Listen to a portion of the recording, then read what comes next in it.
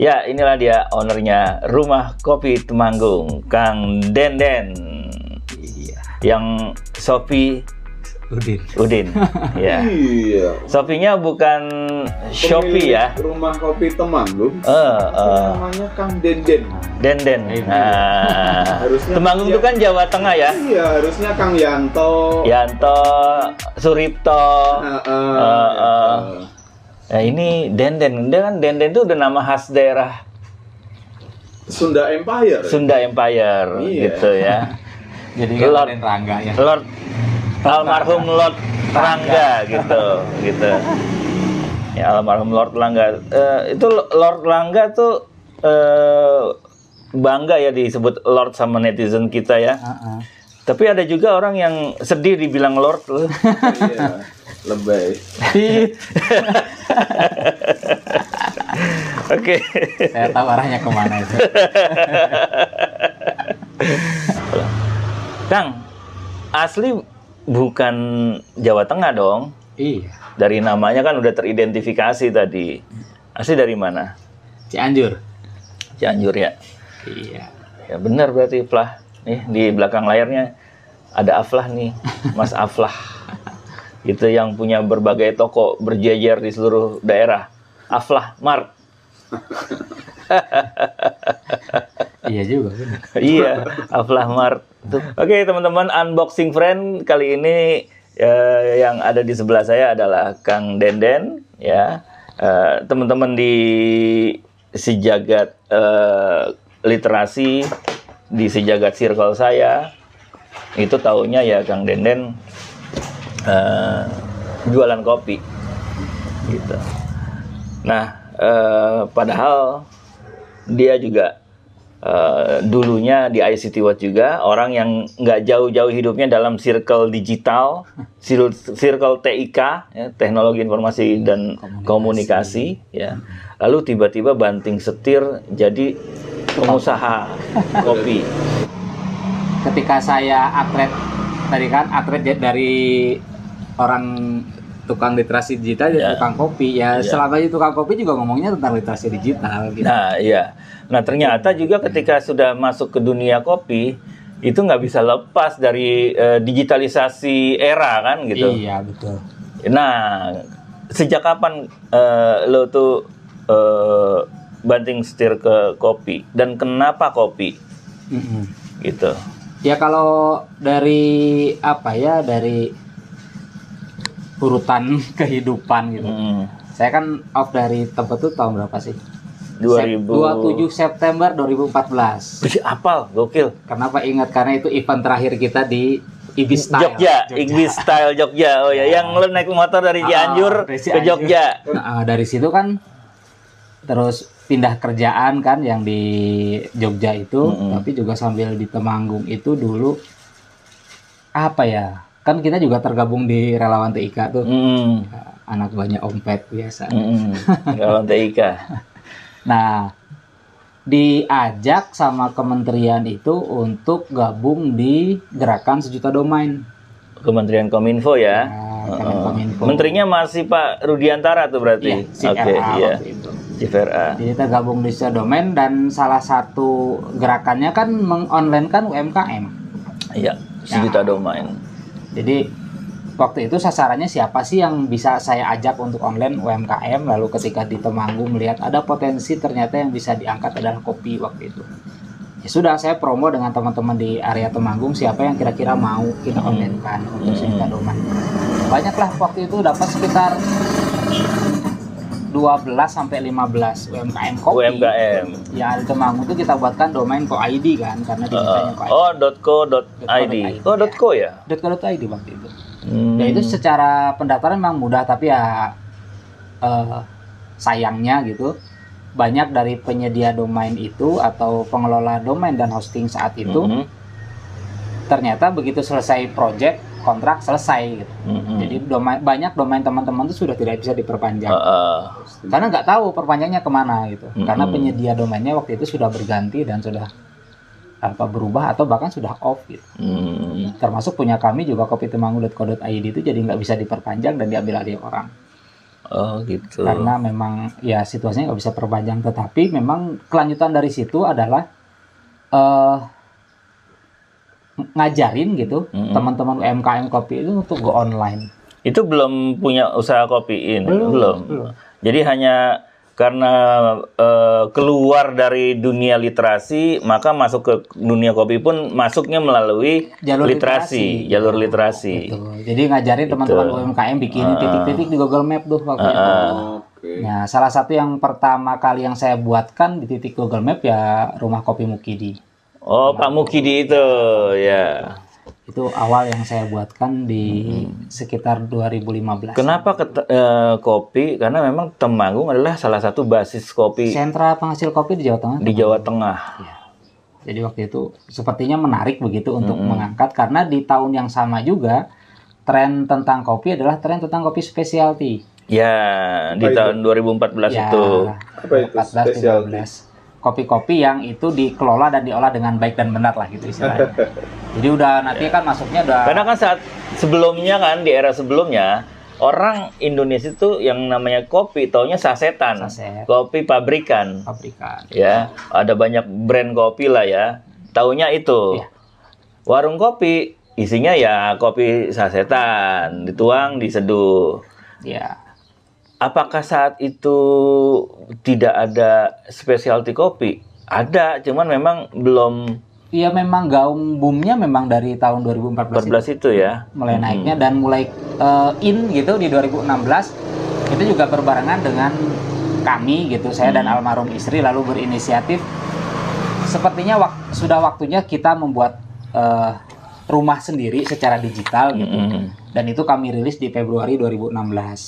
Baru 2 tahun setelah itu ya, hampir 2 tahun hampir setelah 2 itu tahun ya. setelah masuk di dunia UMKM kopi dan mengenali kopi begitu. Nah, di Februari 2016 kita rilis ya titik yang ada di sini nih, rumah kopi Temanggung. Di sini namanya pun Rumah Kopi Temanggung. Iya. Itu namanya lumayan catchy ya. Ya. Rumah Karena dulu kopi. memang kan karena itu tadi bawa spirit tentang literasi digital. Ya kalau saya sih sebutnya CEO ala-ala gitu ya. Iya, CEO Karena ala-ala. saya tidak menggunakan metode apapun. Jadi hanya sekedar bagaimana ngajak teman-teman membooking gitu. Kata Kopi Temanggung itu di semua brand yang mereka miliki. Jadi harapannya ketika orang searching Kopi Temanggung ya semua brand yang ada kata-kata Kopi Temanggung itu muncul kan di Maps. Oh, itu yang menjadi strategi digitalnya Kang Denden untuk gimana menumbuhkan kesadaran digital marketing petani atau pengusaha kopi di sini ya. Iya. Gimana semua harus menempelkan atau menyantolkan kopi Temanggungnya di brandnya mereka. Di brand mereka. Makanya kan kayak awal saya bikin Ngangkat yang daerah rumah banget kopi ya. Mukidi Temanggung. Terus punyanya Kang Isro, Iya. kopi Gunung Api Temanggung. Ada Iya. kopi Temanggungnya di antara Gunung Api. Terus ada Mulia Kopi Temanggung. Mulia punyanya Kopi. Pasar Wadi. Pasar Wadi. Ya. Halo Pasar Wadi. Ada Amanah Kopi punya Pak Abun. Itu Iya. kan kita buatkan Amanah Kopi Temanggung seperti itu. Mm-mm. Jadi titik-titik itu yang coba kita create supaya ya karena memang dari trendsnya gitu ketika orang mencari oleh-oleh ketika mereka datang ke Temanggung yang mereka ketikkan itu kopi Temanggung. Iya. Jadi otomatis siapapun brand kalau kami lihat gitu di map itu yang punya kata itu gitu di kata kopi Temanggungnya otomatis akan muncul. Jadi memang nantinya perkara siapa yang akan diampiri oleh Iya. netizennya ya itu udah di luar kuasa kita. Dan lah di gitu. situ justru itu fair ya. Iya. Orang nyari googling nyari kopi Temanggung, maka usaha UMKM teman-teman yang memang dalam satu circle Kang Denden ini akan muncul di pencarian, ya tinggal terserah siapa yang mau diklik gitu ya. Gitu. Biasanya kan Cukup memang fair. netizen itu melihatnya mana titik terdekat dari titik dia. Jadi kalau misalnya kita sering kok ketemu pelanggan itu yang dia searching kopi Temanggung itu ketika masuk dari arah, saya kalau dari arah Magelang kan begitu sudah masuk ke Keranggan itu searchingnya kan kopi Temanggung. Atau begitu mereka masuk dari Sukorejo arah Bejen itu ngetikannya kopi Temanggung. Atau dari Wonosobo menuju Telahap itu juga itu. Cuma memang kadang kendalanya kalau kita ngelihat bukan kendala sih, tantangannya adalah teman-teman UMKM yang sudah kami ajak untuk mengetikkan atau mencantumkan kopi Temanggung di maps-nya itu kadang tidak lalu berkesinambungan dengan fast responnya. Oke. Pas responnya pelapak.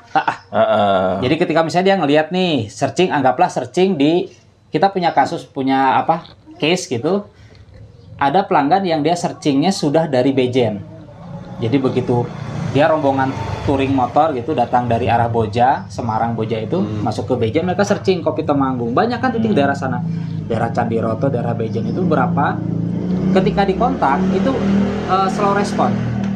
Apakah teleponnya tidak diangkat ataupun WA-nya tidak direspon. Memang kadang kendalanya terus terang teman-teman UMKM itu di sinyal biasanya. Oh, setiap titik udah disantumin nomor telepon ya? Ada, tapi saat itu masih belum WA ya? Belum. Jadi kadang mereka kan call, kalau misalnya udah ada kan lalu dikonversi jadi WA sama mereka. Nah di saat itu yang respon ya baru kami. Apalagi saat itu masih masa pandemi ya. Iya. Maksudnya kami itu titik yang rumah Kopi Temanggung. Makanya banyak yang larinya ke rumah akhirnya Kopi dari Temanggung. sini, makanya saya tanya kan, Om dari mana ini? Saya tadi dari Bejen Mas. Saya bilang kan di sana banyak. Iya, saya sudah ngotot beberapa titik ke sana tapi belum ada yang respon. Oh, itu yang menjadi tantangan gimana menumbuhkan kesadaran teman-teman pengusaha kopi itu agar bukan cuma jangan berpikir membuat titik di Google Map brand kita itu selesai. Iya. Ada satu step lagi yaitu bagaimana merespon itu ya yang perlu diambil pelajaran buat teman-teman pengusaha kopi atau usaha apapun sih sebenarnya ya. Ini kan sama aja cara berjualan di era digital gitu ya. Itu pertama kali ngajarin bagaimana istilahnya kan pointing location dengan brand kita di Google Map itu mudah atau gimana nih ke teman-teman? Awalnya sulit karena memang mereka juga tidak paham bagaimana mengelola Google Businessku kan itu. Tapi memang untungnya karena ya saya kan udah lama gaul sama OMT juga di Jakarta. Seringnya menggunakan map lalu sering diminta untuk review, akhirnya kan saya itu dapat reputasi sebagai local guide. Google local guide. Kita local guide nih, gitu, tukang jalan-jalan. Gitu. Nah, Google local guide itu ada keuntungannya begitu misalnya secara level lebih bagus kalau kita membuat titik. Kita yang membantu buatkan titik untuk UMKM itu tayangnya cepat. Terlebih misalnya kita bisa memberikan foto yang itu real di lokasi. Oh gitu ya. Kita sebagai local guide itu bikin titik lebih cepat di approve-nya. Di approve sama Google-nya ya. Itu pengalaman saya seperti itu. Jadi beberapa kejadian saya ada teman UMKM kan, Mas bantuin dong, tapi saya nggak ngerti caranya gitu. Ya sudah, saya pas kapan datang ke rumahnya itu saya titikin terus. Saya foto real di situ, foto produknya atau foto titiknya. Kalau misalnya ada banner, saya foto bannernya, saya upload itu sebagai identity. Itu nggak nyampe 5 menit kok. Iya ya. Langsung tayang. Nah, jadi editan map Anda langsung live gitu. Langsung live gitu. Iya, itu nah, juga. ketika sudah tayang gitu, kalau memang mereka mau serius ngelola, biasanya saya suruh mereka untuk mengklaim bisnisnya. Ya, harus ada klaim. Nanti kan akhirnya juga dapat surat juga dari Google yang dikirimkan secara manual. Google masih menggunakan verifikasi manual gitu ya ternyata ya. Karena kalau waktu itu kami ditelepon sama pihak Google Indonesianya, alasannya karena ini titik bisnis diusahakan memang valid dan real titiknya di sana. Karena takutnya ketika fake orang datang kan juga nggak ada. Gitu. Dan imbasnya ke Google juga kan, credibility. Validasinya memang paling enak menggunakan surat. Karena titiknya pengantaran pasti menggunakan petugas paket kan langsung. Betul. Jadi nggak mungkin nyasar ke titik lain. Dalam berapa lama akhirnya kesadaran mereka bahwa butuh merespon setiap orang yang mencoba menghubungi mereka di melalui internet itu, melalui Google itu dari 2014. Sekarang udah banyak sih dari mulai 14 itu ketika mereka sudah pada punya brand gitu 2017. Pak Mukidi lah contohnya ya. Iya. Itu sudah pas respon bos. Awalnya Pak Mukidi kan cuma hanya sekedar nge-branding, tapi lama-lama akhirnya sadar untuk merespon ya. Iya, sekarang secara digital jadi sudah sangat bagus kan gitu. Dan UMKM yang lain juga sudah bagus sekarang. Jadi ada beberapa titik yang contoh misalnya ada satu titik kalau tanpa kita Nggak apa-apa tahu sini. titiknya itu seperti apa, mungkin kan orang lihatnya wah ini deket nih. Tapi begitu didatengin aslinya jalurnya ekstrim. Tapi ada tamu yang bisa datang ke sana berdasarkan informasi dari Maps. Oh gitu. Ya. Jadi kalau misalnya tahu duluan, misalnya anggaplah ini tuh jauh nih, mungkin nggak akan mau datang gitu. Tapi karena di review map titiknya ada, mau kok dia datang. Nah selain itu, yang saya tahu nih pergerakan Kang Denden itu juga mempromosikan RKT ini, Rumah Kopi Temanggung, juga aktif di media sosial ya. Dulu diawali Twitter ya. Twitter. Di Twitter masih ada sampai sekarang. Masih ada ya? Oh masih berpengaruh banget itu di Twitter ya. Masih. Ya sementara kan generasi sekarang nih ngapain sih main Twitter gitu, kecuali mau ngejar isu-isu viral gitu kan. Ternyata masih ada manfaatnya ya Twitter ya. Bahkan di IG pun kita masih tetap ngerespon kok. Jadi mungkin secara postingan memang agak jarang ya. Karena itu tadi kami gitu, Rumah Kopi Temanggung itu memang fokusnya agak beda dengan pedagang digital lain gitu. Kalau yang lain kan lebih mereka banyak ngebusnya misalnya di sosial media nih. Instagram, YouTube, TikTok Live lain sebagainya gitu. Rumah Kopi Temanggung itu karena mungkin saya ini sebagai sebagai perintisnya gitu, kan kita sering dibicarain tentang digital safety lain sebagainya, itu paling malas narsis terus terang. Oh gitu. Jadi ketika misalnya ada tawaran dari contohlah TikToknya itu menawarkan, Pak silakan buka toko dan sebagainya nanti untuk dapat reputasi yang bagus, Bapak silakan live. Iya kan ada TikTok bisnis tuh. Iya, itu nggak ada yang mau disuruh live. Oh gitu. Padahal enggak deh gitu. Jadi layanan yang berbasis audio, yang berbasis visual. Itu jarang banget kami manfaatkan. Oh, gitu ya. Jadi makanya untuk menambal kekurangan itu gitu, yang kami lakukan adalah bagaimana memanfaatkan titik Google Map itu lebih maksimal dan juga memanfaatkan marketplace. Platform marketplace-nya ya. Lokapasarnya. Kalau bahasa resminya Lokapasar. Lokapasarnya kita manfaatkan. Jadi ya sekarang hari-harinya kita melayani pesanan itu ya bukan sebagian besar. Hampir semuanya itu lewat marketplace. Itu yang paling utama. Paling utama lewat marketplace. Di RKT ini. Yang kedua baru tamu-tamunya datang lewat Maps.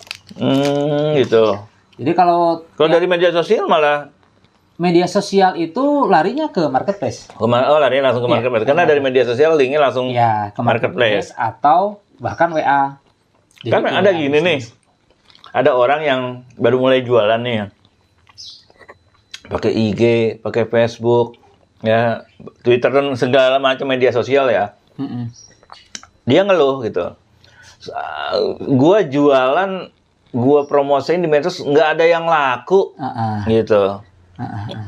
Nah, mungkin juga mereka nggak menautkan promonya itu ke langsung satu titik platform marketplace, gimana orang bisa langsung belanja gitu ya. Karena promo gratis ongkir itu tetap masih menarik, Om. Betul. Jadi promo gratis ongkir itu tetap masih menarik bagi bagi pelanggan kami untuk belanja produknya. Gitu. Jadi kayak contoh kemarin lah kita chattingan dengan pelanggan dari Malang nih, dari Kecamatan Belimbing Malang itu, begitu kami informasikan ongkirnya di 14.000, dia langsung ada di Shopee nggak gitu. Oh iya gitu ya. Dia langsung belanja di situ. Ketika nanya ada di Shopee itu berarti udah ketebak, oh ini nyari yang ongkir gratis gitu ya. Betul, 0 rupiah langsung ongkirnya. Bedanya mungkin dia kena biaya layanan sekian gitu. Walaupun memang kami juga kena biaya juga, tapi hitungannya secara keberlangsungan bisnis itu tetap lebih menarik kami menitipkan produk itu lewat Lokapasar atau marketplace daripada kami konsinyasi gitu. Karena jadi cash money-nya lebih cepat. Ada orang yang berpikir bahwa promo gratis ongkir itu lalu siapa yang menanggung biaya ongkirnya? Apakah platform atau penjual? UMKM ya. UMKM itu yang nanggung, faktanya siapa? Kalau kami kan ketika tergabung di contoh misalnya di yang dua terbesar ya di Indonesia, Lokapasar kan sekarang kan cuma dipegang oleh Shopee sama Tokopedia. Oh, dua itu yang sekarang besar ya. Dari dua ini rata-rata mereka promonya untuk yang kami ikutin adalah dengan promo gratis ongkir. Nah, layanan tergabung menjadi kasarannya apa ya, star seller lah gitu kalau di Shopee ya, star seller atau power merchant di Tokopedia, itu kalau kita tidak ikut layanan gratis ongkir kita kena biaya 4%. Tapi begitu kita masuk layanan gratis ongkir kita kena biaya jadi 8%. Oh, ya itulah bebannya ya. Total biaya seperti itu. Jadi kalau misalnya dilihat persentase sih, ketika kita ikut promo gratis ongkir, kemungkinan kita itu ikut mensubsidi ongkir itu senilai 4% dari transaksi. 4%-nya masuk ke platform. Platform yang Nah, sisanya kita nggak ngerti persentasenya, tapi sisanya kemungkinan adalah dibagi antara ekspedisi dengan pihak platform. Jadi gitu kalau misalnya kenanya, anggaplah ya 8% misalnya total kita kena biaya hanya untuk ikut gratis ongkir, ya berarti 100% kurangi 8 deh, 92% ongkir itu ditanggung oleh mereka itu gitu. Iya. Oke. Nah, selain tadi udah ngomongin platform, ada juga kan di platform chatting WhatsApp, ada WhatsApp Business. Pernah nyoba nggak WhatsApp Business? Iya. Dan bagaimana efektivitasnya? Dari awal WhatsApp Business launching juga kita sudah pakai. Oh gitu. Ya. Jadi kita sudah nyantumin katalog juga di sini. Nah, enaknya itu kan ada katalog ya. Katalog kita bisa langsung bikin katalog produk kita dan orang bisa langsung milih. Langsung transaksinya by chatting ya. Iya. Gitu. Jadi otomatis akan terchat jumlah pesanannya dan nominal. Jadi kita hanya tinggal menambahkan dengan ongkirnya aja. Sama memberikan nomor rekening, udah jadi. Dan itu benar-benar efektif dibandingkan gimana? Benar-benar efektif nggak sih dibandingkan chatting biasa, WhatsApp biasa? Oh iya pasti, gitu. Sangat efektif. Dan karena kita punya, kalau di WhatsApp Business kan pertama kita bisa nyantumin katalog. Itu jelas untuk melihat etalase produk kita. Gitu. Terus yang kedua yang bisa kita setting selamanya dan itu menjadi welcome speech istilahnya. Oh iya. Itu adalah greeting ketika orang pertama kali ngechat kita. Otomatis langsung kita drive kan. Selamat datang, misalnya kalau kayak kami di Rumah Kopi Temanggung, kami punya toko di mana saja, offline kami di mana gitu. Kami punya layanan apa. Udah dia tinggal milih. Karena ada beberapa misalnya kejadian dia tahunya kami itu udah lewat Google Maps, lalu mereka WA ke Google Business kami. Tapi ketika mereka ngechat muncul greeting dan barisan loka pasar, nggak jadi lewat WA. Oh. Ya udah mas, saya lewat Shopee aja misalnya, gitu. Tokopedia aja, itu gitu pilihan ya. sih. Pilihan. Tapi ada juga yang tahu-tahu langsung dia ngepilih di katalog itu langsung muncul. Mas saya pesan ini gitu. Total berapa sama ongkir itu. Dan yang kayak gitu orang-orang yang nggak mikirin diskon ongkir ya. Ya, rata-rata gitu. Selalu ada. Selalu ada. Gitu ya. Setiap hari. Oh, berarti dari Google Business masuk ke WhatsApp Business. Ya. Dari WhatsApp Business ada link mau WhatsApp Business tetap, mau platform Marketplace juga bisa. Iya. Oke, itu keren ya cara menjaring pelanggannya ya. Iya. Ya, gitu ya. Jadi kami memberikan opsi lah gitu ya. Jadi tidak lalu kaku mereka harus offline doang atau misalnya kaku mereka harus online doang gitu, enggak juga. Nah, cara berbisnis di era digital yang dilakukan oleh Kang Denden ini diduplikasi nggak sih sama teman-teman di Circle Kopi di sini? Kalau dari riwayat transaksi yang saya ceritain tadi, nah ini saya juga baru dapat update dari JNT Express-nya Temanggung. Transaksi terbesar lewat marketplace yang itu terkirim lewat JNT itu baru Rumah Kopi Temanggung. Baru Rumah Kopi Temanggung. Dan itu terbukti dengan bulan depan, tanggal 8-9 Juli itu kami di-invite ya? Ya, kami di-invite oleh JNT untuk buka booth gitu di acaranya mereka di Gelora. Oh ya, Jakarta. Wow, kapan tuh, tanggal berapa tuh? 8-9 Juli. 8 sampai 9 Juli akan ada Rumah Kopi Temanggung di Gelora Bung Karno. Acaranya JNT. Di-invite langsung ya, karena memang JNT punya database. Oh, yang aktif banget adalah ngirim. Wah. Kita rata-rata lewat JNT ya di angka 20 sampai 30 paket per hari. Wah, pengirimannya rata-rata. Oke. Gitu.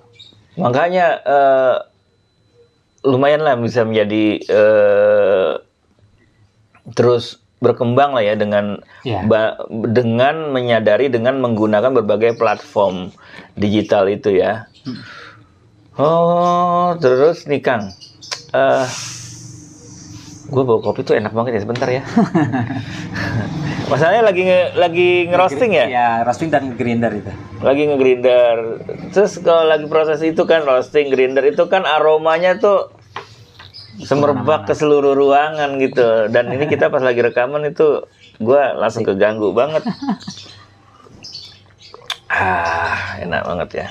Ini ada persoalan lagi di dalam bisnis UMKM, bisnis digital di Indonesia adalah masalah COD. Ini kan banyak di media sosial tuh, ya. Orang pelanggan yang ketika kurirnya datang marah-marahnya sama kurir, COD, sehingga nggak mau bayar gitu ya. Banyak yang kayak gini. Ini kalau sebagai pelaku usaha itu yang harus diedukasi kan berarti masyarakat ini ya. Iya.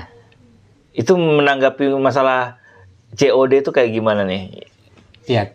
Kalau terkait COD memang agak susahnya itu tadi benar OMT. Karena yang harus kita edukasi kan si pembelinya. Yang dia nggak paham metode pembayaran kan sebagian besar. Jadi ngertinya pokoknya COD itu pokoknya barang nyampe gitu dibuka dulu baru bayar gitu kan, gitu. Padahal kan enggak.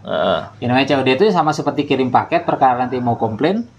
Begitu paket saya diterima baru bisa komplain, tapi pembayarannya sudah masuk. Betul. Gitu kan. Nah, seringnya terjadi kasus di beberapa kejadian di kami itu gara-garanya adalah pembeli itu pengennya buka paket dulu, baru mau bayar.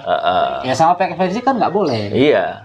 Prosedur itu nggak boleh gitu. Tetap kalau memang nantinya kok ada kerusakan barang misalnya atau barang nggak sesuai ya silahkan nanti dikomplainnya begitu barang sudah diterima dan dibayar gitu. Nah, itu memang ya agak susah menyampaikan ke ke pembelinya gitu yang kita nggak ngerti dia secara literasi kemampuan memahami metode pembayaran itu seperti apa.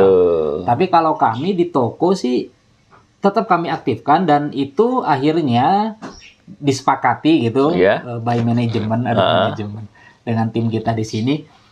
Anggaplah ketika ada paket COD itu balik lagi itu bagian dari kesialan aja gitu. Gitu. Karena kalau kami lihat dari transaksi anggaplah dari satu toko kami begitu ada sekitar 18 ribuan sampai 19 ribuan transaksi itu yang kembali karena pembelinya tidak menerima paket atau pembelinya tidak respon itu total dan itu sebagian besar COD itu cuma 33 paket kok. Jadi dari 18.000. Ya, kecil lah ya. Saya persentase kecil. Jadi ya setiap harinya pasti ada kejadian seperti itu dan kadang juga posisinya gitu ada satu momen juga kejadian COD itu yang tidak mau nganterin kurirnya. Kurirnya yang enggan mau sampai ke titik akhirnya. Jadi tetapi di sistemnya mereka menyebutkan pembeli menolak dan sebagainya. Itu kurir-kurir yang malas lah ya. Ya, biasanya suka ada ketemu seperti itu. Dan kami terkonfirmasi kan karena pembelinya yang ngechat kami. Iya, betul. Loh, Mas saya pembelian ke 5-6 kali loh, kok bisa-bisanya hari paket ini nggak terkirim? Dibilangnya saya nggak nolak, saya belum terima. Itu biasanya. Itu juga persoalan lain ya. Kalau paketnya masih di jalan belum nyampe ke kami langsung kontak pihak ekspedisinya.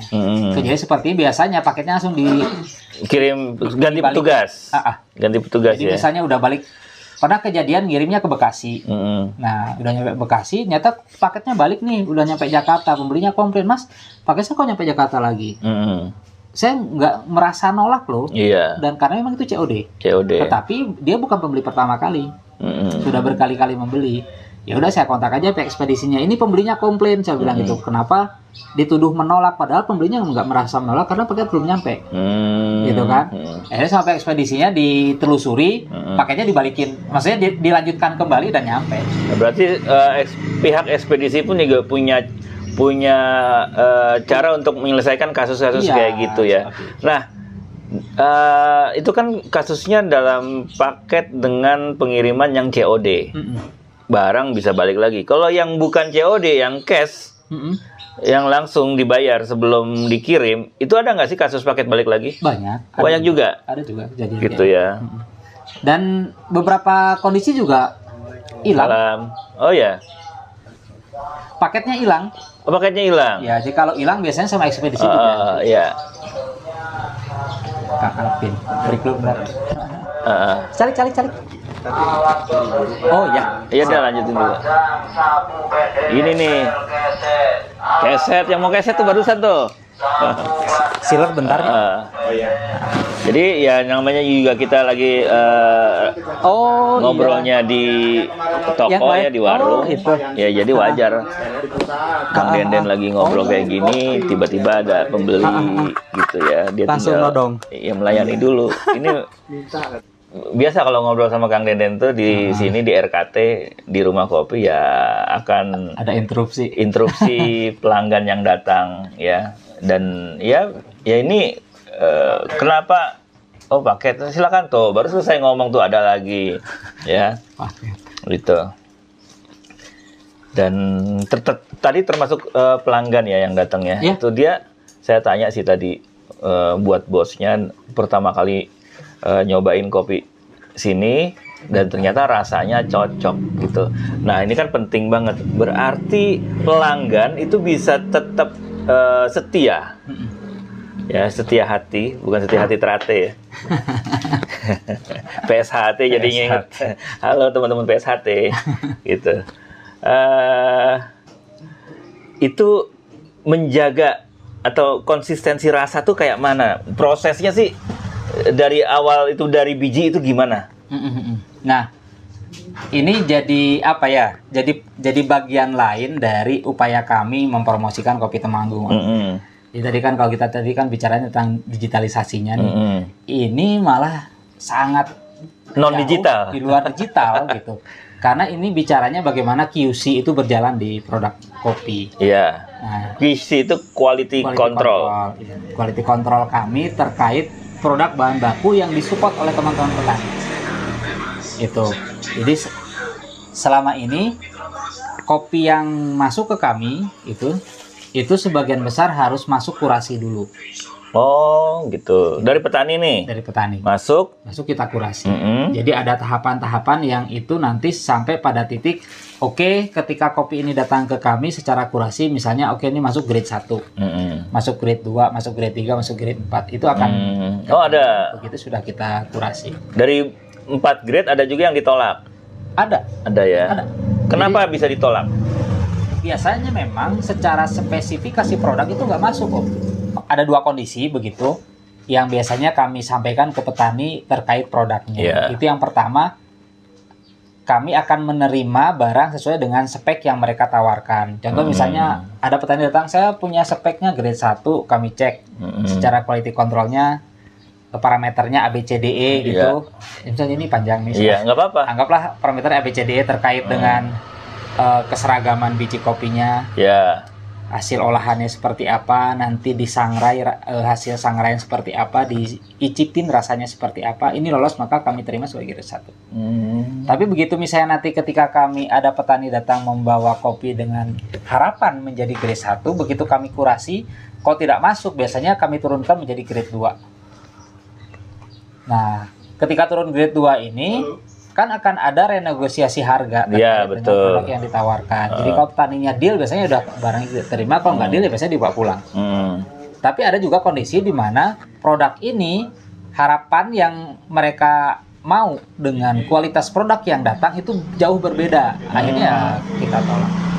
Dan itu kan untuk ke petaninya mestinya juga ketika dia mengirimkan menawarkan biji kopinya tuh ke sini, ini dengan quality control kayak gitu, jadi mereka bisa sebenarnya mengukur kualitas kopi mereka ya. Betul. Jadi teredukasi juga, harusnya seperti ini kalau mau masuk grade 1 gitu ya. Betul. Itu ada edukasi ke sana juga ya secara nggak langsung ya. Pasti. Jadi ketika saya datang pun, ketika kami melihat, contoh tadi ada kopi yang ke downgrade dari grade 1 ke grade 2, itu kami kan bertanya begitu ya, menelusuri lah gitu. Kira-kira problemnya, masalahnya di mana sehingga secara kualitas ini menurun. Jadi ketahuan tuh. Begitu ketahuan titik masalah di mana ya kami cuma menyampaikan, berarti nanti di panenan berikutnya itu perbaikannya di titik ABCDE. Oke, wah keren juga ya. Tahun berikutnya sudah pasti masuk datang kopi panenan belia petani itu ke sini, tahun berikutnya udah bagus. Oke, ini kopi masuk nih grade 1 nih. Ya. Klek. Diproses dong di sini. Itu bisa berubah nggak sih kualitas tentu ketika proses di sini? Enggak sih, karena grade 1 secara apa ya, tawaran dari petani itu belum tentu inline dengan grade 1 yang di spek kami, Om. Gitu. Gitu. Makanya butuh ada kurasi tadi, ada QC tadi. Salah satunya adalah langkah pertama yang kami lakukan tadi, urutan tadi itu namanya pengecekan di green grading. Grade biji kopinya. Apakah muncul biji cacatnya, biji pecahnya, gitu kan, biji hitamnya itu muncul tidak. Ketika tidak ada, berarti langkah berikutnya di roasting. Ya, kami serahkan ke head roaster kami yang di sini, di roasting. Hasil roastingannya gimana? Ketika hasil roastingannya sudah langsung terlalu banyak belangnya misalnya, karena ketika banyak belangnya berarti di proses pasca panennya yang kurang bagus. Itu sudah langsung melompat ke kebun tuh, melompat ke processing tuh. Ketika pasca panen sudah belum bagus, ya sudah, kami ketika melihat ini, kami melihatnya secara, kami nyebut paling gampang sih belangnya gitu ya. Kopi roastingan itu belangnya apakah fatal atau tidak. Begitu tidak fatal, kami tidak akan melangkah ke kurasi berikutnya dengan diicip. Kami sudah langsung ngomong ini paling bisanya di grade 2. Oh gitu ya. Ketika parah ya udah kami ngomong ini paling bisanya di grade 3 seperti itu. Gitu. Tapi begitu nanti hasil roastingannya bagus, rata, secara aroma kopi juga menarik begitu, tidak ada aroma yang mengganggu. Biasanya nextnya kami cupping. Kami icipin lah. Iya, icip. Nah, ada tim juga yang di sini suka ngicipin itu. Ketika diicipin kok tidak ketemu rasa yang mengganggu, ketemu rasa-rasa basic gitu, rasa-rasa mendasar yang dimiliki oleh kopi di Temanggung, Arabica misalnya dengan gula arennya, Robusta dengan coklatnya, begitu itu muncul ya sudah masuk. Gitu. Ya sudah masuk, ya sudah, itu nanti nextnya mereka sudah bisa enak ketika punya barang yang sama, ya tinggal menawarkan di sini lalu kami terima. Berarti ya nggak simple juga ya, proses untuk memilih, menerima biji kopi. Dan di akhir-akhir ini juga sudah lumayan terkenal gitu. Kadang ada beberapa baru dengar sekarang ini beberapa selentingan di teman-teman pada bilangnya kan tempatnya Deden itu susah ya. Oh gitu ya. Jadi mau masukin kopi ke sana susah. Kalau padahal kami kan menyampaikannya sebenarnya nggak susah, karena kami akan menerima barang itu sesuai dengan spek real barangnya, bukan kemauan si petaninya. Jadi kayak ada kasus kemarin petaninya bilang ini kopinya anggaplah grade 1 begitu. Itu dipromoin ke teman-teman lain. Padahal saya lagi butuh nih grade 1. Dan petani juga biasa ngirim ke saya juga. Lalu teman saya gitu yang biasa juga nyuplai ke sini kan juga ikut bantuin nyariin barang gitu. Dikontak lah petaninya. Begitu petaninya langsung bilang, Jangan dikasih ke Kang Denden karena speknya ini bukan speknya Kang Denden. Oh, udah sadar mereka ya. Tahu, gitu. Kalau yang spek Kang Denden nggak bisa seperti ini dia gitu. Ya itu bagi saya sih tantangan, tapi juga menarik ternyata. Misalnya di luaran begitu, di luaran kami itu teman-teman mitra sudah bisa kasarannya membaca gitu. Produk-produk yang bisa masuk ke kami itu mereka sudah bisa ngikutin speknya. Gitu. Itu menarik sih. Termasuk juga tambahannya terkait branding tadi Om. Kadang ada beberapa selentingan dengar gitu. Ketika bicaranya kopi Temanggung, udah ada beberapa yang ngomong, wah nek kopi Temanggung tuh arahnya ke rumah kopi Temanggung gitu. Padahal kan nggak selalu. Kan? Karena kita pengen tadi bahwa nama kopi Temanggung itu naik. Misalnya, kenapa di satu momen, di satu kondisi kok yang selalu connect atau in-nya ke rumah kopi Temanggung? Karena itu tadi kalau kami melihatnya dari fast respon ketika kami itu dikontak. Iya, itu seperti dia. Itu sih. Penting banget fast respon itu ya. Iya.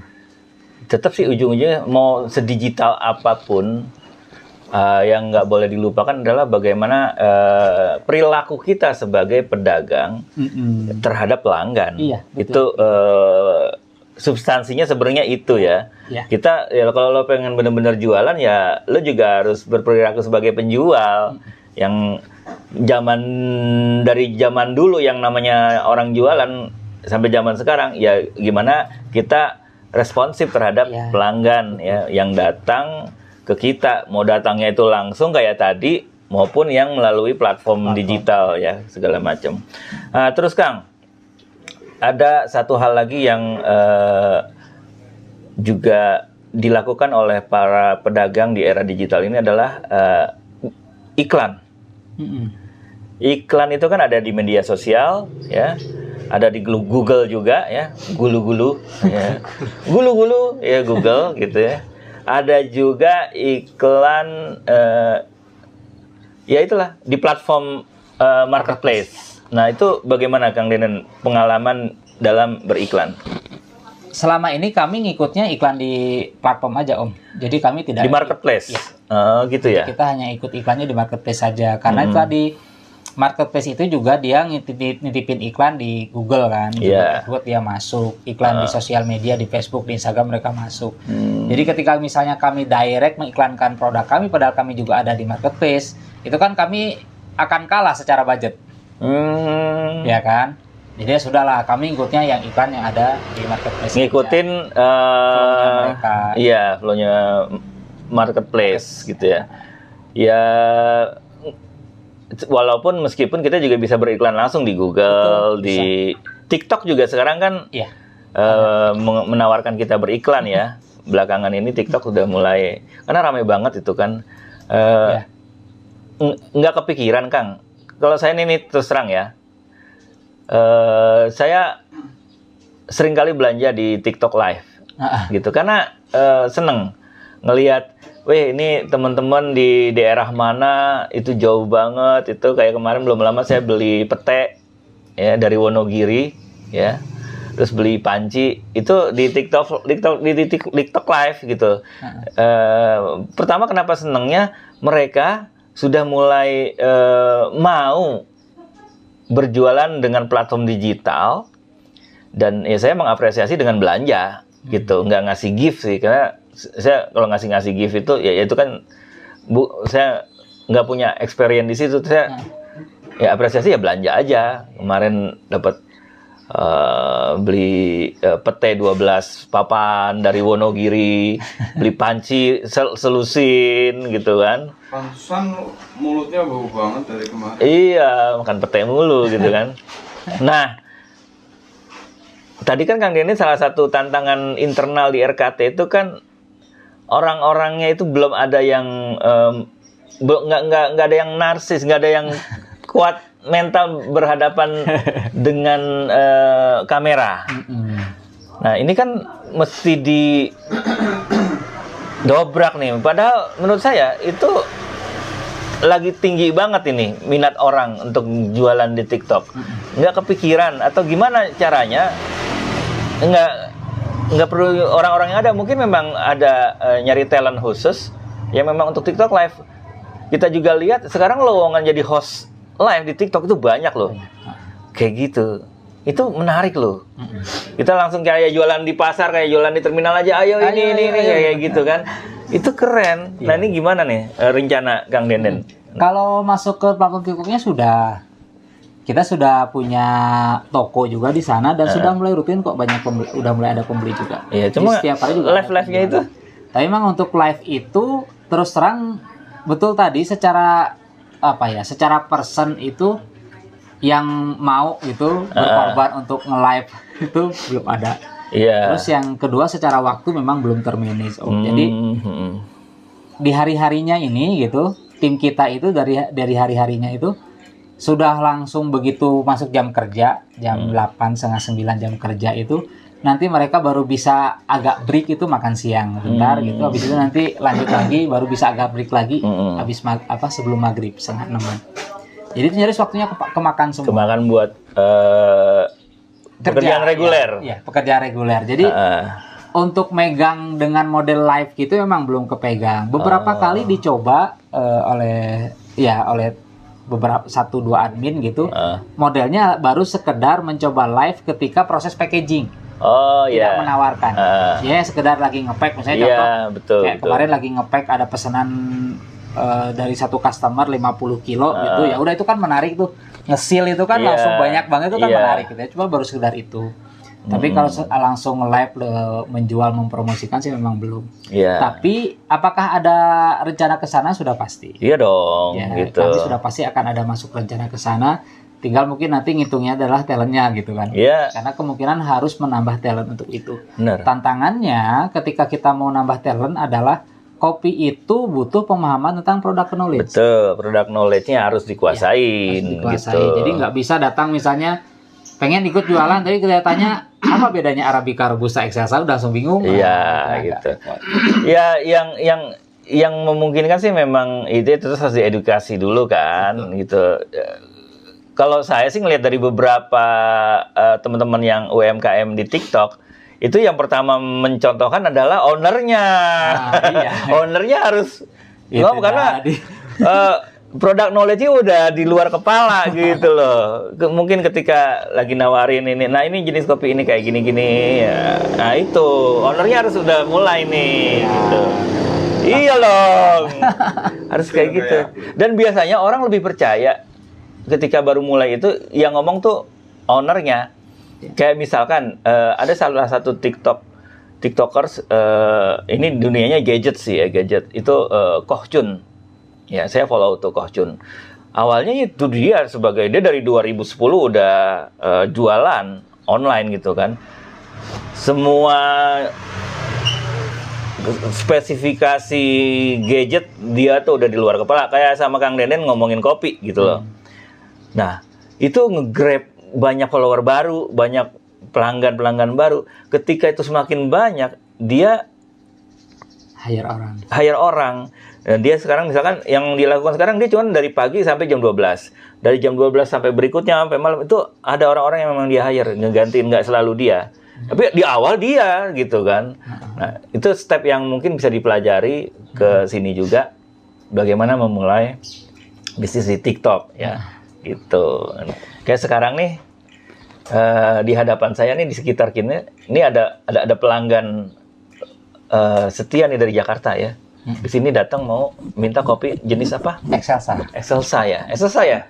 Mbak ya? Iya. Kenapa Mbak belinya ke sini? Dari Jakarta loh, ngapain lo ke sini? Karena dari rasa sudah tidak diragukan lagi. Oh, kok itu dia tuh, dari rasa sudah tidak diragukan lagi. Gitu. Jadi jauh-jauh datang ke Jakarta ke sini mau ngambil kopi. Gitu. Slow banget ya, kalau orang Jawa tuh slow banget. Slow gimana? Slow itu apa ya?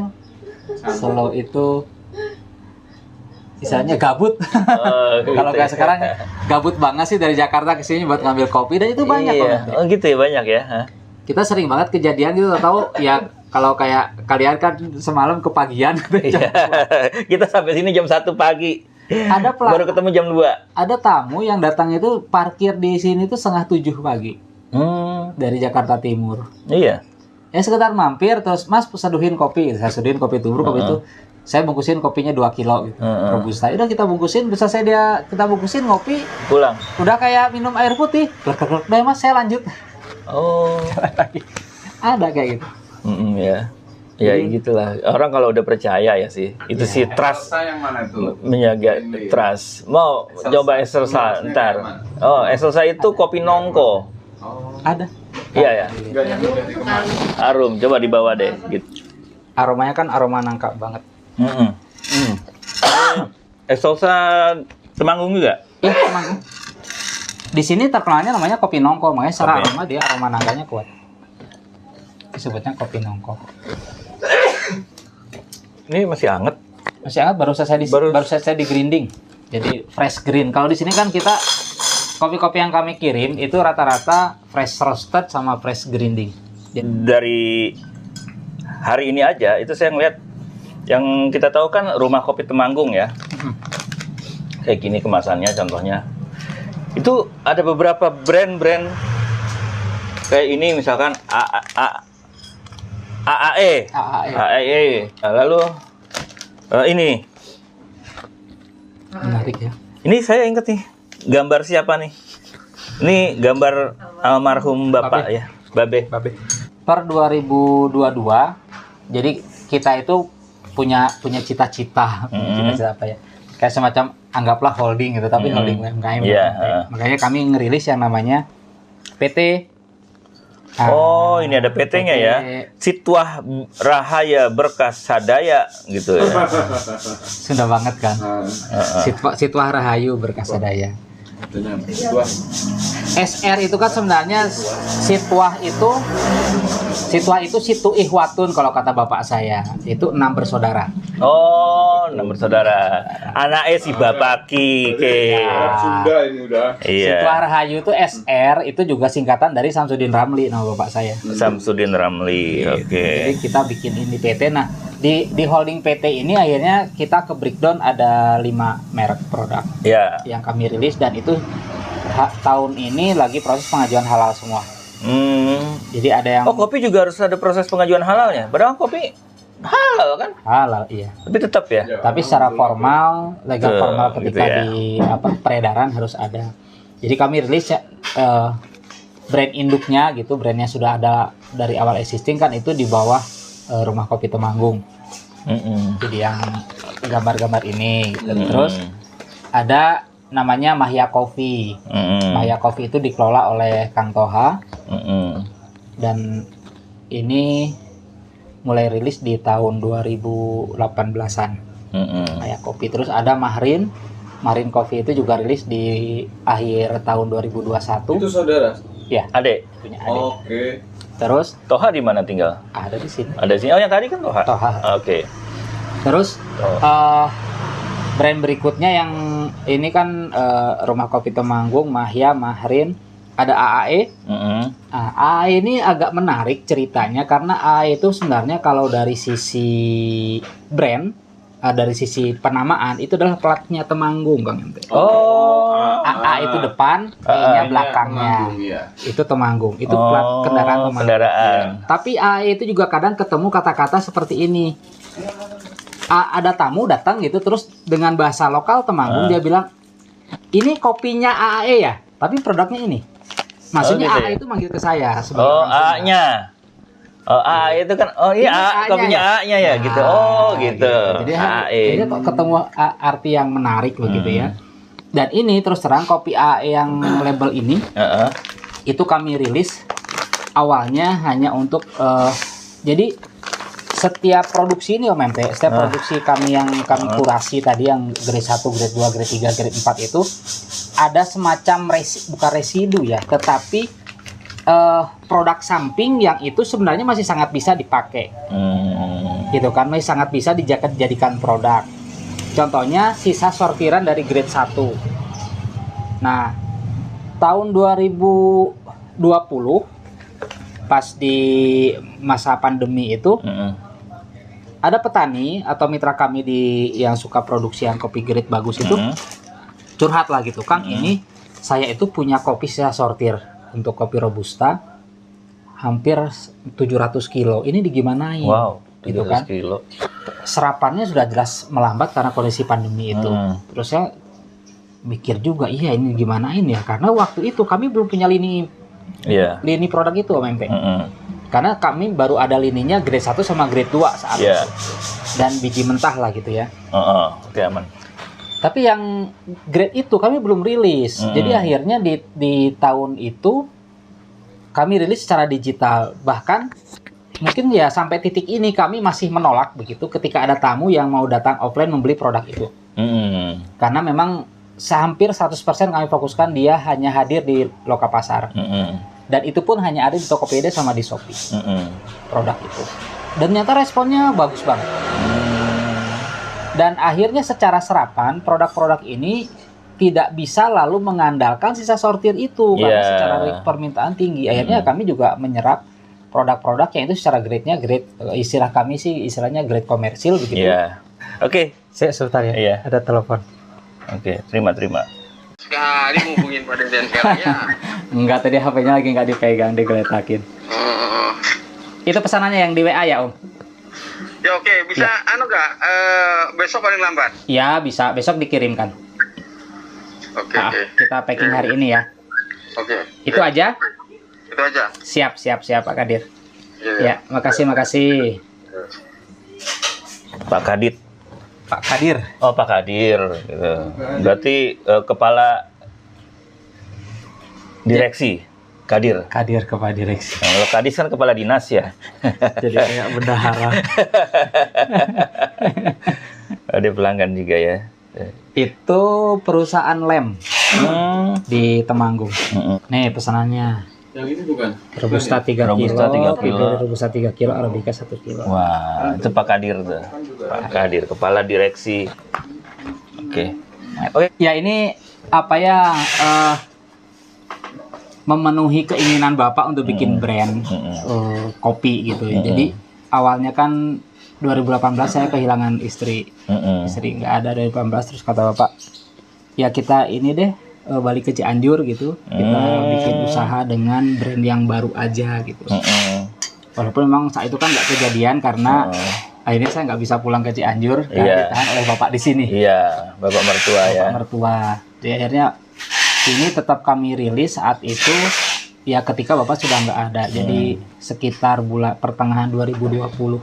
Ya, ini berbarengan dengan pandemi juga. Ini saya rilis karena bapak kan di Februari 2020 nggak ada waktu itu. Kami rilis brand ini sebagai penanda begitu. Penanda ini adalah dedikasi atau persembahan anak-anaknya, anak-anaknya bapak yang 6 bersaudara situ Ihwatun itu untuk membuat produk ini dengan adanya gambar bapak di sana gitu sih. Seperti itu. Ya, iya, jadi in memoriam juga, jadi apresiasi juga gitu. Walaupun kata beberapa tamu sih ngelihat, ini kan Eden foto 20 tahun yang akan datang ya? Oh ya, bisa jadi sih, akan kayak gini gitu kan. Kata tuh beberapa tamu bilangnya seperti itu. Gimana sih Bapak itu bisa ngebentuk sosok lo yang akhirnya jadi seperti ini, langsung atau tidak langsung? Mungkin kadang-kadang kan anak juga bikin orang tua sedih ya. Nah, itu lo punya pengalaman yang kayak gitu nggak? Ya, kalau didikan bapak gitu, karena secara pendidikan kan bapak itu nggak tinggi lah. Jadi tamatnya SR, terus pesantren. Di waktu yang sama, saudara-saudaranya yang lain kan bisa pendidikan tinggi dan bisa punya jabatan tinggi. Adik bapak, kakaknya bapak gitu, punya posisi yang bagus gitu di karirnya gitu. Di mana bapak kan nggak bisa.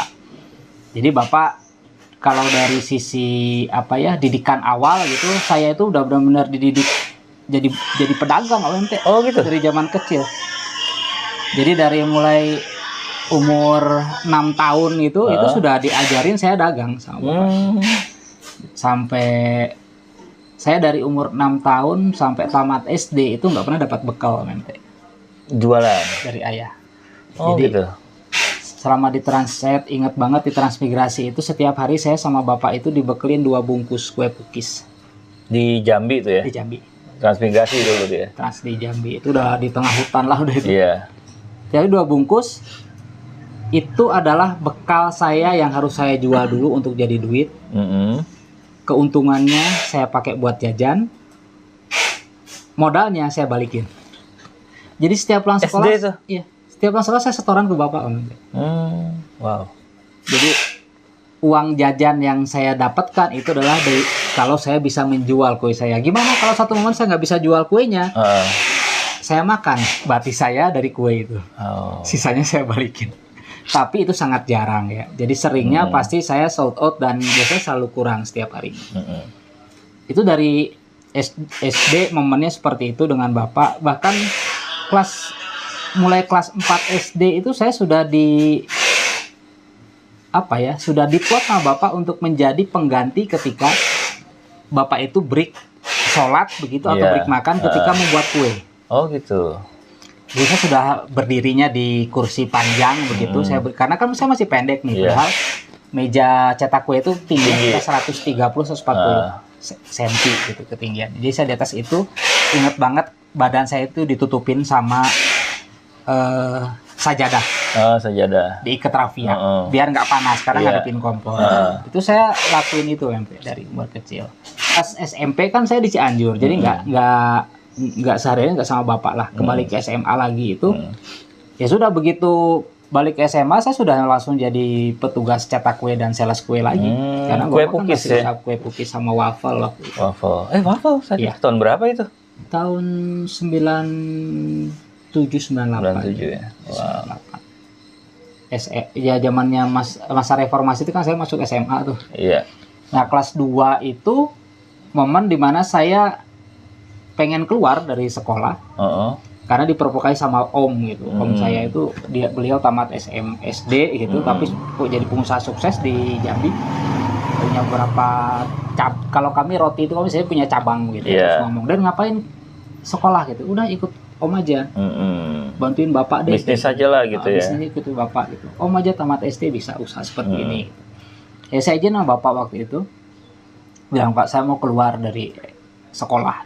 Ya saya ngobrol biasa gitu ya. Terus saya minta izin gitu, bapak udah langsung mukanya udah nggak ngenakin gitu ya, udah kayak murka gitu. Ya nanya kenapa gitu ya, saya pengen bantu ekonomi keluarga saya bilang terus terang, karena di saat itu memang momen ekonomi keluarga kami itu lagi down juga. Ya karena juga kasus Krismon juga kan. Iya, Krismon. Jadi secara usaha juga tidak begitu menggembirakan untuk penjualan produknya. Bapak cuman ya jawabnya gitu, ya terserah, tapi aku nggak mau tanggung jawab ke depanmu nanti akan seperti apa kalau kamu keluar dari sekolah. Ya saya cepat menung kan, ini mau lanjut apa enggak gitu ya. Jadi waktu itu memang saya itu masih ngeliat gitu, kalau orang Sunda tuh ngeyel gitu ya, toh pengennya resign gitu. Nah momen itu saya sampaikan keinginan saya untuk bisa off dari sekolah itu ke guru. Ada satu ibu guru saya, itu wali kelas saya di kelas 2 waktu itu. Saya sampaikan, Bu, saya sepertinya mau keluar sekolah. Langsung marah dia. Kamu tuh ngapain keluar? Emang selama ini masalahmu apa? Katanya gitu. Ya saya mau keluar memang bantu ekonomi keluarga, Bu, saya bilang gitu kan. Karena selama ini juga penghasilan keluarga kan juga nggak terbatas. Jadi biar saya gantiin deh posisi bapak gitu untuk kerja, biar saya bisa dapat penghasilan gitu. Kata si ibunya, Bu Kris waktu itu bilang, emang selama ini kamu bayaran sekolahnya gitu? Enggak sih, Bu. Ya terus ngapain katanya keluar? Karena emang saya tuh nggak pernah bayar SPP Om MT. Jadi kelas 1 itu kan dapat beasiswa. Jadi SPP sekolahnya 0. Jadi cuman bayar itu ya SPP kelas 1 doang. Untuk kelas 2 kelas 3 itu hitungannya gratis beasiswa. Dan semua LKS itu dikasih sama guru. Karena juara kelas itu. Jadi saya tuh nyaris nggak pernah bayaran gitu. Jadi kata Bu Kris, nggak ada alasannya kamu keluar. Kamu nggak boleh keluar. Gitu. Oh ya sudah, Bu, saya bilang gitu. Semester kedua nilai saya turun aja. Didatengin sama gurunya, datang ke orang tua terus. Ya ketika datang itu kok pas saya itu lagi seragamnya seragam pegawai. Jadi pakai celemek gitu, banyak adonan roti di badan gitu, lagi pada nyetakin roti. Si Ibu Krisnya datang, bengong dia. Nangis gitu kan, si Ibu Krisnya sama bapak itu kan ngeliatin bapak gitu. Jadi kayak apa ya? Jadi kayak momen nge-freeze gitu kan. Saya juga nge-freeze gitu. Nggak nyangka kalau mau datang ke pabrik Om. Si Bu Kris itu akhirnya ya Bu Kris itu dengan berkaca-kaca ngobrol. Pokoknya kamu udah jelas sama ayahmu juga dilarang gitu kan. Nggak boleh keluar sekolah. Ibu juga nggak rela. Ibu juga nggak ridho kamu keluar. Jadi kondisi ya kemarin kan cepat marahin aku nih gara-gara nilaiku turun gitu.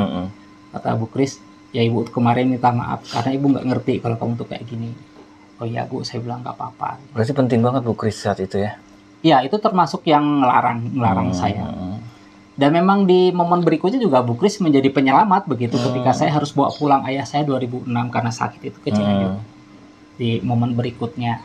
Jadi ya sudah, saat itu juga akhirnya pihak sekolah, guru-guru tahu bahwa si Denden itu gitu ya. Taunya kan cuma anak sekolahan gitu. Jadi ketua OSIS iya, ikut-ikut acara-acara sekolah iya. Ternyata kalau begitu selesai sekolah itu seragamnya pegawai. Iya. Pegawai pabrik gitu, pegawai pabrik roti yang itu kerjanya itu mulai dari jam 3 sore sampai jam 1 pagi setiap hari.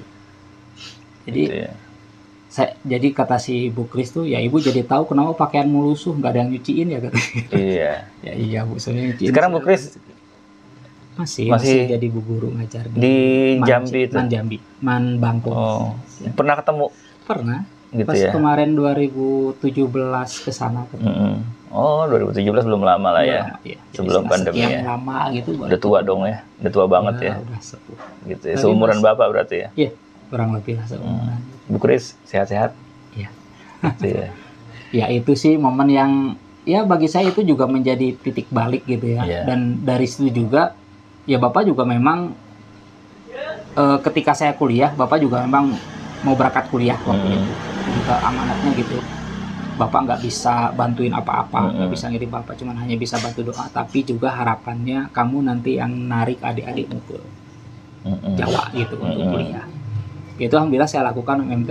Jadi insya Allah per Februari 2024 itu semua mandat Bapak itu tamat saya lakukan terkait dengan menyokong pendidikan adik-adik.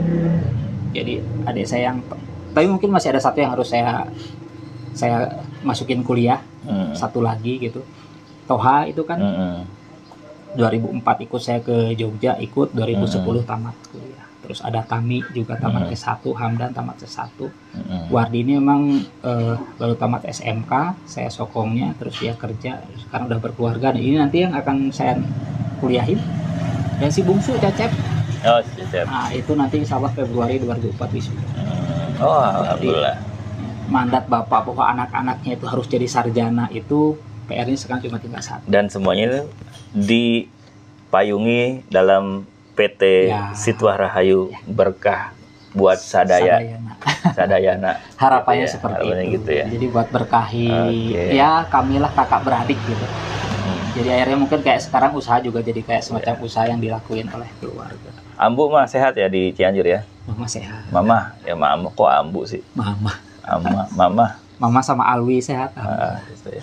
Buat teman-teman yang baru mau UMKM, mau usaha di Run Online, pesan Kang Denden apa sih buat mereka?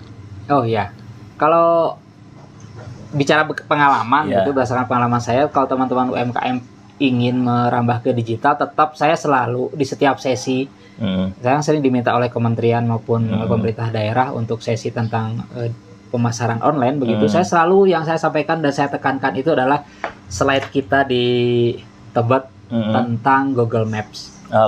Google Bisnisku itu tuh paling vital teman-teman. Jadi mau nanti larinya kemanapun, bagaimanapun gitu, user tertinggi yang mengakses website itu adalah user yang mengakses ke Google. Itu sudah pasti. Jadi nomor pertama itu sana. Itu karena relate-nya dengan kita ini umat, kalau saya sering ngomongnya kalau di forum gitu, ngomongnya kan kita ini umat Android ya. Semuanya pakai Android, larinya pasti ke sana. Setelah itu baru nanti kita berpindah apakah nanti bukanya di loka pasar maupun bukanya di sosial media. Tetapi yang penting adanya adalah teman-teman hadir dulu ada di Google Maps supaya bisa diakses oleh orang secara digital. Dan apapun produknya dan substansi dari usaha ini adalah bagaimana melayani pelanggan ya.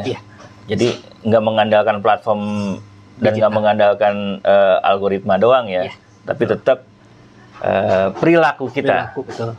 Makanya kan kalau di slide kita tuh, slide kita yang di akhir ketika tips tentang jualan online kan, mesti kan yang selalu kita tekankan itu kan ready, produknya ready, berkualitas, terus fast response. Itu sudah pasti selalu kami sampaikan karena fast response ini bagian dari pelanggan itu akan menindaklanjuti dan mau beli produk kita. Ya, itu dia. Apa yang kita sampaikan ini tentang tadi tips jualan online itu ada, teman-teman bisa akses di belajar online di academy.internetsehat.id di Bejo. Berani jualan online. Bejo. Di situ ada tips-tips yang itu bisa dipraktikkan sama teman-teman. Oke, teman-teman, unboxing kita kali ini sudah selesai dan kami mau lanjut lagi balik ke Jakarta nih. Ya. Siap, hati-hati. Sekarang ini selain ini adalah kita akan pilih-pilih kopi ya untuk dibawa pulang. Oke, Kang. Ya. Kita jalan terus. Siap. Oke.